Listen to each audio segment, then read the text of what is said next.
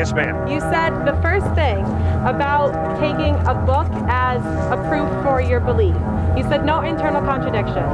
How well do you know this book? I got this from your friend the other day. It's the Bible for all of you who don't know. I don't know which version it is. I don't know who's writing, who decided what to put it in here. John, we'll read John 1:17, 18. Do you know this one?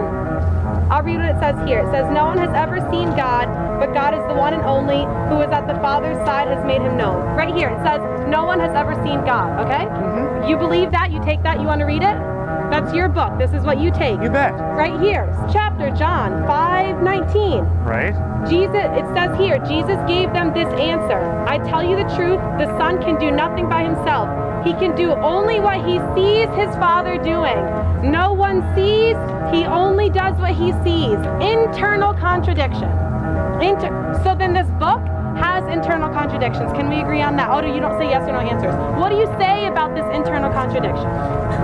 One of the basic principles of interpreting any book is you have to read in context.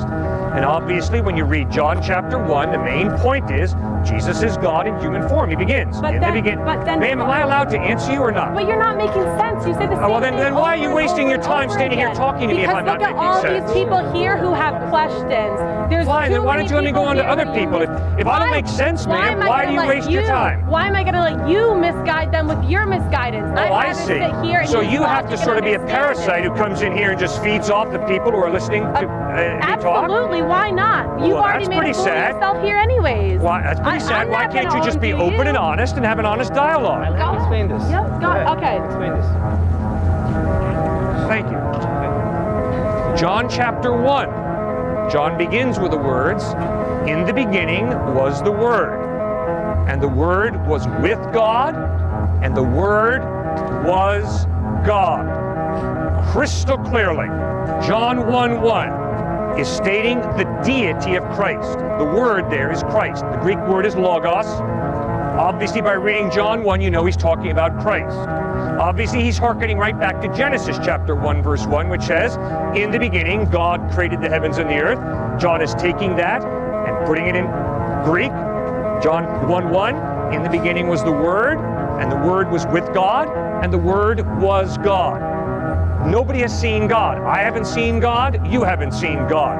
But the claim of John is, and the claim of Jesus is, that he is God, revealing himself in human form. That's clearly, unmistakably what John 1 is teaching.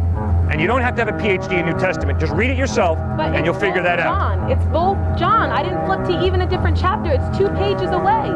Both John saying, one saying no one sees God, the other one saying Jesus sees God. Is it saying Jesus sees himself? Is this something that everyone who reads the Bible that's exactly right. Jesus is claiming to be God, revealing himself in human form. That's his claim. And he sees himself. No, Why would John write that? You're not God. What's the difference? Well, if you die and rise from the dead, I will listen very closely to everything you have to say. Why is that the one thing that you take? Did you see George Washington inaugurated first president of the United States? Other people did. I trust that. Good, and other people saw Christ die on a cross, and they saw him risen from the dead. But they have internal contradictions. No, there's no contradiction there. We human beings do not see God, but when God chose to become a human being in Jesus Christ, obviously Jesus knew the Father very, very intimately, very, very well.